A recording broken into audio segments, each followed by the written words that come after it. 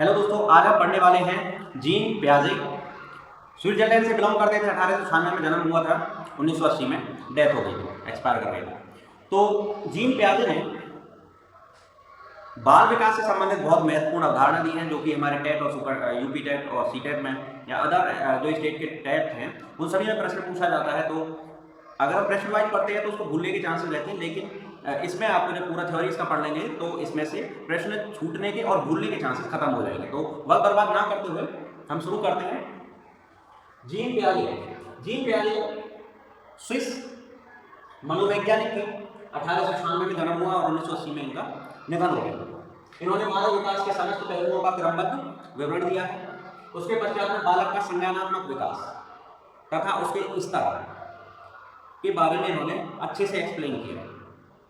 Gene पियाजे ने बच्चे को जैसे जैसे शारीरिक वृद्धि होती है, जैसे जैसे उसकी उम्र बढ़ती जाती है, वैसे वैसे उसकी बौद्धिक विकास भी होता जाता है। वह चीज़ों को नए रूप में सीखना शुरू कर देता है। उसकी अपनी बुद्धि भी काम करना शुरू कर देती है, जैसे कि मनन, चिंतन, अनुभव, प्यार, प्रेम, इस तरह की चीज़ें जो स्वयं जिनको बोला जाता है अमूर्त संक्रियात्मक अवस्था, या जिनको बोला जाता है औपचारिक संक्रियात्मक अवस्था। हम इन सबको बारी बारी से पूरा पढ़ेंगे। इसके पश्चात में जीन पियाजे के जितने भी 2-3-4 प्रश्न आपकी परीक्षा में आएंगे वो सब आप कर लेंगे। तो यहाँ पर देखिए, जीन पियाजे का क्या मानना था कि उम्र के साथ साथ बालक की बुद्धि का विकास होता है। सब लोग जानते हैं, तो जीन पियाजे ने भी यही कहा था। उसके बाद में जीन पियाजे बोला कि सबसे पहले बच्चा सरल चीज़ों को सीखता है और उसके बाद में वह कठिन चीज़ों की तरफ अग्रसित हो जाता है, कठिन चीज़ों को भी सीखना प्रारंभ कर देता है। उसके पश्चात क्या होता है, जीन पियाजे ने बताया कि संज्ञानात्मक विकास के प्रत्यय हैं। जीन पियाजे ने बताया संज्ञानात्मक विकास के प्रत्यय कौन कौन से हैं, कौन कौन से बेसिक कॉन्सेप्ट्स हैं जो संज्ञानात्मक विकास में काम करते हैं। यानी कि संज्ञानात्मक विकास का मतलब है बौद्धिक विकास में काम करते हैं। कौन कौन सी चीज़ें हैं जो एक छोटे बच्चे के बौद्धिक विकास में आती हैं, स्टेप्स एक तरह से कह सकते हैं। कौन कौन से कॉन्सेप्ट्स हैं, तो देखिए उसमें है सबसे पहले अनुकूलन, नंबर 2 पे है समायोजन, नंबर 3 पे है विकेंद्रीकरण। तो 3 प्रत्यय जो है संज्ञानात्मक विकास के जीन पियाजे ने दिए। यहाँ पे आप देखें, अनुकूलन का अर्थ होता है ढालना, यानी कि प्रारंभ में बच्चा अपने आप को वातावरण के अनुसार ढाल लेता है, यानी कि जैसा देश वैसा देश, तो उसी तरह से बच्चा अपने आप को ढाल लेता है। तो ये हो गया आपका अनुकूलन। दूसरा आता है समायोजन। समायोजन में क्या करता है कि ये दूसरा प्रत्यय है। तो बच्चे ने जो अभी तक ज्ञान लिया है, जो ज्ञान इंद्रियों के द्वारा, क्योंकि सबसे पहले जो छोटा बच्चा होता है तो वह ज्ञान इंद्रियों के द्वारा ही ज्ञान लेता है। तो अब ये दूसरा स्टेप आ गया समायोजन। इसमें क्या करता है बच्चा, पूर्व ज्ञान जो है, जो उसने अपने अनुभव के साथ में ज्ञान इंद्रियों के द्वारा जो सीखा है, उसमें परिवर्तन करता है माहौल के अनुसार। यानी कि पूर्व ज्ञान या योजना में परिवर्तन करके ढालना। अब उसके साथ में परिस्थिति चेंज हो गई। जब 0 से 2 साल तक का था तो उसने जो भी था अपनी ज्ञान इंद्रिय के साथ में के द्वारा सीखा, लेकिन अब वह 2 साल से बड़ा होने लगा है और वह अब चीज़ों को, अब जो पहले ज्ञान था उसको बदल के और नए एनवायरनमेंट में एडजस्ट होने की कोशिश करता है। तो समायोजन हो जाता है। दूसरे नंबर का समायोजन हो जाता है। पूर्व ज्ञान बेसिकली 0 से 2 साल वाला, उसमें परिवर्तन करेंगे तो समायोजन हो जाता है। तीसरा आता है विकेंद्रीकरण। विकेंद्रीकरण में क्या करता है बच्चा, समस्या को अलग अलग तरीके से समझना प्रारंभ कर देता है और उसको सॉल्व करने के भी भिन्न भिन्न तरीके निकालना शुरू कर देता है। तो ये विकेंद्रीकरण होता है। तो 3 प्रत्यय हो गए बेसिकली। नंबर 1 था अनुकूलन, नंबर 2 था समायोजन, नंबर 3 था विकेंद्रीकरण। तो प्रत्यय अगर पूछेगा तो 3 प्रत्यय, कौन कौन से प्रत्यय हो गए आपको मैंने बताया। अब हम बात करते हैं कि संज्ञानात्मक विकास के पद कौन कौन से हैं। ये बड़ा इंपॉर्टेंट है। इन सभी में से ही प्रश्न आपको पूछे जाते हैं कि कौन सा पद है और इसका अर्थ क्या है, जैसे स्कीमा क्या है, इसका डेफिनेशन क्या है, स्कीमा क्या होता है, इस तरह से प्रश्न पूछे जाते हैं। संज्ञानात्मक संरचना क्या है, इस तरह से प्रश्न पूछे जाते हैं। पूछ लेगा संज्ञानात्मक विकास के जो प्रत्यय कौन कौन से हैं, इस तरह से प्रश्न पूछेगा। आप पेपर उठा के देखेंगे तो इनमें से काफ़ी सारे प्रश्न, एक एक पेपर में कई कई प्रश्न, एक एक जो मनोवैज्ञानिक से संबंधित मिलेंगे आपको। अभी हम पढ़ रहे हैं जीन पियाजे, इसके बाद में हम स्किनर पढ़ेंगे और बायोकेमिस्ट्री भी पढ़ेंगे। उसके बाद में कई सारे पढ़ेंगे, चॉम्स्की भी पढ़ेंगे। तो ऐसे ही करेंगे, एक एक करके सबको अलग। अगर आपने अभी तक चैनल को सब्सक्राइब नहीं किया तो चैनल को सब्सक्राइब कर लीजिए, क्योंकि आपको यूपी टेट सी टेट से संबंधित बहुत वैल्यूएबल वीडियो, जिसपे बहुत डिटेल एक्सप्लेनेशन रोजाना मिलता जाएगा। हमारे साथ में जुड़ जाइए, चैनल को सब्सक्राइब कर लीजिए और बेल आइकन को प्रेस कर लीजिए। संज्ञानात्मक विकास के पद जो है वो मूल रूप से 7 पद हैं इसमें। पहला क्या है, अनुकूलन। जैसा कि मैंने बताया, किसी समूह को अपनाने के लिए अपने विचारों का त्याग या अपने व्यवहार में परिवर्तन करना। यानी कि कोई भी अगर कोई बच्चा है वह किसी ग्रुप में एडजस्ट होना चाहता है तो उसको अपने व्यवहार में परिवर्तन करना पड़ेगा, और दूसरा उसको अपना जो पहला विचार थे उनको भी त्यागना पड़ेगा। दूसरा है आत्मसात्करण। आत्मसात्करण का अर्थ होता है कि बच्चे ने जो पूर्व ज्ञान लिया है, पहले से जो उसने सीखा है ज्ञान इंद्रियों के द्वारा या किसी भी तरह से समाज से या वातावरण से, उसको अपडेट करना। उसका क्या करना है, उसकी सहायता से नया ज्ञान प्राप्त करना, पूर्व ज्ञान की सहायता से नया ज्ञान प्राप्त करना। उसके बाद में आता है साम्य धारणा। साम्य धारणा जो है वह आत्मसात और समायोजन के बीच में बैलेंस करना। साम्य जैसे कि आप जानते हैं बैलेंसिंग, साम्य का मतलब होता है इक्विलिब्रियम, तो वही है बैलेंसिंग, यानी किस किस के बीच में बैलेंसिंग, आत्मसात व समायोजन के बीच संतुलन। यानी कि पूर्व ज्ञान की सहायता से जो नया ज्ञान प्राप्त किया है उसको कैसे एडजस्ट करेगा माइंड में, और पुरानी चीज़ों को वो अब नई चीज़ जैसे ही अपडेट हो रही है तो पुरानी चीज़ों को तो दिमाग से एकदम से निकाल नहीं देगा, तो उनको नए के साथ में कैसे एडजस्ट करेगा कि पहले ऐसा होता था लेकिन अब ऐसे होता है, उसको एडजस्टिंग को जो क्या बोलेंगे, साम्य धारणा, यानी कि आत्मसात और समायोजन के बीच में संतुलन। अच्छा, आगे आ रहा है स्कीमा। ये बहुत ही इंपॉर्टेंट है। स्कीमा होता है बच्चे का अनुभव आधारित ज्ञान, यानी कि बच्चा जो पहले अपना अनुभव देखता है, चारों तरफ वातावरण को देखता है, समाज को देखता है, हर चीज को अपने चारों तरफ को देखता है, तो उसमें क्या करता है, वो अनुभव ग्रहण करता है, बहुत सारे अनुभव ग्रहण करता है। तो वो जो अनुभव होता है फिर वो बच्चे के अंदर एक ज्ञान के रूप में इकट्ठा हो जाता है। ठीक है, बच्चे के अंदर जितने भी वो चारों तरफ से एक्सपेरिमेंट्स करेगा, प्रैक्टिकल्स करेगा, उसके साथ में जो घटना घटेंगी वो सब उसके लिए एक तरह से ज्ञान का निर्माण करती है, वो चीज़ों को उसी रूप में जानना प्रारंभ करता है। तो इसका है स्कीमा का बच्चे का अनुभव आधारित ज्ञान, यानी बच्चे ने जो पहले से सीखा है, जो उसके अनुभव है उस पर आधारित ज्ञान, previous knowledge, you can say previous knowledge जो उसने ग्रहण की है किसी ग्रुप में।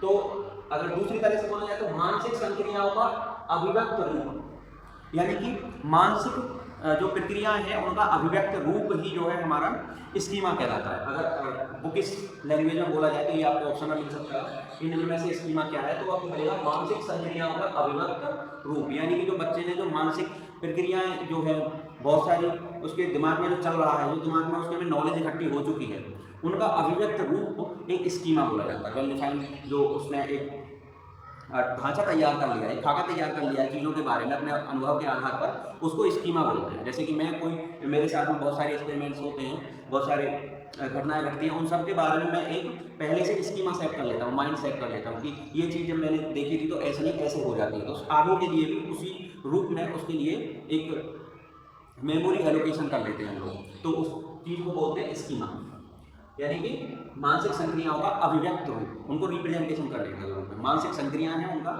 रिप्रेजेंटेशन करने का, और वैसे समझा जाए तो जितना भी बच्चों का जो अनुभव आधारित ज्ञान है वह स्कीमा कहलाता है, और अनुभव आधारित ज्ञान को अभिव्यक्त करना स्कीमा कहलाता है।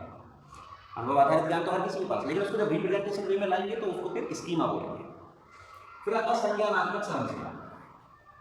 संज्ञानात्मक संरचना जैसे मैंने बताया कि बच्चे का बौद्धिक या बुद्धि से संबंधित जब भी बात करेंगे तो वो संज्ञानात्मक चीज होगी। संज्ञान का मतलब है तर्क, चिंतन, मनन, इस तरह की याद करना, स्मृति। तो ये जो है संज्ञानात्मक संरचना हमारे दिमाग की कहलाती है। इसमें हम 4 चीजें पढ़ेंगे। पहली है संवेदी अवस्था, दूसरी है पूर्व संक्रियात्मक अवस्था, तीसरी है मूर्त संक्रियात्मक अवस्था, और चौथी है औपचारिक संक्रियात्मक अवस्था। इसको वन बाय वन हम एक्सप्लेन करेंगे पूरा का पूरा। इसके बाद में मानसिक संक्रिया। मानसिक संक्रिया का अर्थ है कि जो बालक है वह अपने मस्तिष्क में ही चिंतन कर रहा है किसी भी समस्या का समाधान करने के लिए, तो मानसिक संक्रिया कह रहे हैं, यानी कि समस्या समाधान का स्वचिंतन, संबंधित जानकारी को एकत्र करना, यानी कि उसके पास में कोई समस्या आएगी उसके बारे में वो चिंतन करेगा, फिर उसके जो जरूरत पड़ेगी उस जानकारी का एकत्रीकरण करेगा। तो ये जो हमारा कहलाता है मानसिक संक्रिया कहलाता है। उसके पश्चात में देखिए विकेंद्रीकरण। ये अवस्था ऐसी होती है जब बालक को वास्तविकता का अनुभव होना शुरू हो जाता है।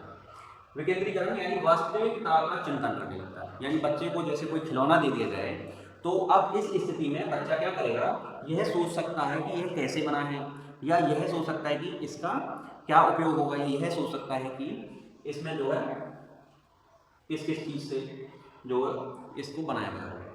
तो यहाँ पे प्रश्नों के उत्तर प्राप्त करने का वो प्रयत्न करता है। कौन सी अवस्था में करता है? विकेंद्रीकरण की। ये बहुत ही महत्वपूर्ण आपके पद थे, संज्ञानात्मक विकास के पद जो होते हैं ये थे। इसके बाद में हम पढ़ते हैं कि जीन पियाजे ने जो मॉडल दिया है उसके पद कौन कौन से, उसमें कौन कौन सी जो चीज़ें हैं जो इन्होंने बताई हैं। इसके बाद में हम आते हैं कि संज्ञानात्मक विकास की अवस्थाएं क्या क्या हैं, यानी कि जो कॉग्निटिव डेवलपमेंट जो होता है इसकी स्टेजेस कौन कौन सी हैं। तो पियाजे ने जो मॉडल दिया है उसमें 4 है, 4 जो है संज्ञानात्मक विकास की अवस्था है। तो पहली की बात करते हैं संवेदी गामक अवस्था। संवेदी गामक अवस्था, और बच्चों इसको ही हम इंद्रिय गतिक अवस्था भी बोलते हैं, क्योंकि प्रश्न ऐसे भी आ जाता है कि इंद्रिय गतिक अवस्था निम्न में से कौन सी अवस्था है। तो वह पहली है। और इसमें देखिए जब बच्चा पैदा होता है तो यह 0 से 2 वर्ष के 0 से 2 वर्ष तक का जो अवस्था होती है वह होती है संवेदी गामक अवस्था या इंद्रिय गतिक अवस्था। संवेदी गामक अवस्था 0 से 2 वर्ष, आपको याद होगा। इंद्रिय गतिक या जो अवस्था हम इसको बोलते हैं क्योंकि 0 से 2 वर्ष का बच्चा अपनी इंद्रियों के द्वारा ही ज्ञान ग्रहण करता है, ठीक है। यानी कि वस्तु को देखकर उसका बारे में जानकारी लेता है, उस किसी चीज़ को सुनकर उसके बारे में जानकारी लेता है, यानी कि अपने ज्ञान इंद्रियों के द्वारा।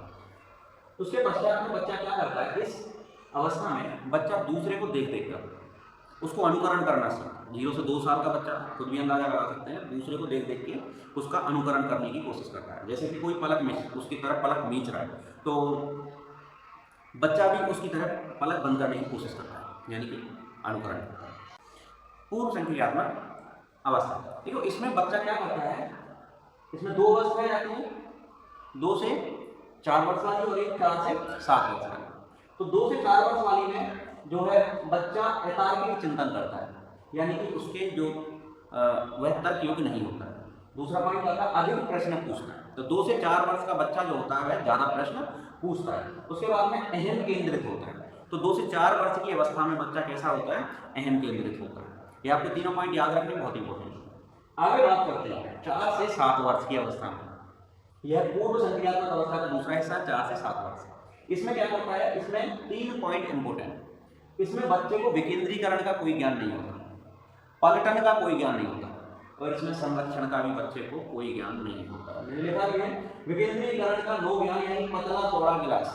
जैसे कि बच्चे को दे दिया जाए एक पतला गिलास और एक चौड़ा गिलास, तो उसमें वह अंतर नहीं कर पाएगा कि किसमें ज़्यादा पानी है। तो ये जो कहलाएगा विकेंद्रीकरण, सोचने समझने की क्षमता उसकी सेल्फ की नहीं। उसके बाद में पलटन का भी इस उम्र में कोई ज्ञान नहीं होता है। तो जैसे कि बहन का भाई नहीं बना पाता, मतलब अर्थ है इसका कि जैसे कोई बच्चा उसको बोलता मैं तुम्हारी बहन हूँ, तो वह ये नहीं सोच पाता कि मैं इसका भाई हूँ, पलट के उस चीज़ को रिलेशन को नहीं स्टेब्लिश कर पाता। उसके बाद में संरक्षण का इसमें कोई ज्ञान नहीं होता, यानी कि बातों को दिमाग में संरक्षित वह नहीं रख पाता। इस तरह से जो है पूर्व संक्रियात्मक अवस्था में यहाँ पर ए और बी 2 हिस्से हुए, 2 से 4 वर्ष और 4 से 7 वर्ष। इसके बाद में देखते हैं मूर्त संक्रियात्मक अवस्था। देखिए यह 7 से 11 वर्ष के बीच में होती है। इसमें मूर्त का अर्थ होता है आकार, रंग और रूप से, यानी कि जिसको देख सकते हैं या छू सकते हैं। बच्चा मूर्त चिंतन करता है। इसमें जो मूर्त संक्रियात्मक अवस्था में बच्चा मूर्त चिंतन करता है। उसके बाद में खिलौने के रंग रूप आकार का चिंतन करता है। तो मूर्त हो गया, रंग रूप आकार के बारे में अगर वो देख के जान पा रहा है तो मूर्त चिंतन कर रहा है। उसके बाद में आता है औपचारिक संक्रियात्मक अवस्था, या इसको हम अमूर्त संक्रियात्मक अवस्था भी कह देते हैं। औपचारिक संक्रियात्मक अवस्था हो या अमूर्त संक्रियात्मक अवस्था भी इसको कह देते हैं। तो इसमें मूर्त के साथ साथ में अमूर्त चिंतन भी बच्चा करना प्रारंभ कर देता है, जैसे कि प्रेम, सहानुभूति, न्याय, स्वतंत्रता आदि, यानी मनोभाव भी उसके विकसित हो जाते हैं। उसके बाद में कुछ इंपोर्टेंट बातें हैं, जैसे कि बालक की मनोस्थिति का ज्ञान, यानी कि उम्र के आधार पर हम उसके मानसिक डेवलपमेंट के बारे में अंदाजा लगा सकते हैं। मानसिक विकास में वृद्धि किस उम्र में कितनी हो जाती है, इसके बारे में अंदाजा लगा सकते हैं।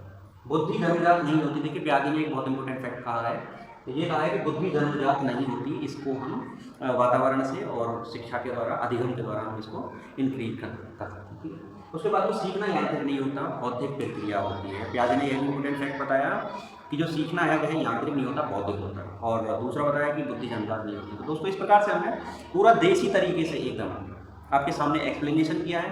इसको आप देख लीजिए। आप डेफिनेटली इसमें से प्रश्न को नहीं छोड़ेंगे, क्योंकि प्याजे में इससे ज़्यादा कुछ है ही नहीं। तो इसके बाद में हम लेके आएंगे और मनोवैज्ञानिकों की वीडियोस, उनको भी आप जरूर देखिएगा, क्योंकि इनमें से 3-3, 4-4 प्रश्न, 4-5 मनोवैज्ञानिक इनमें से ही बन जाते हैं।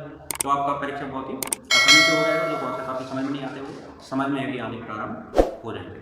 तो चैनल को सब्सक्राइब कर लीजिए, बेल आइकन को प्रेस कर लीजिए, क्योंकि आपको और भी वीडियो इसके बाद में मिलने प्रारंभ हो जाएंगे।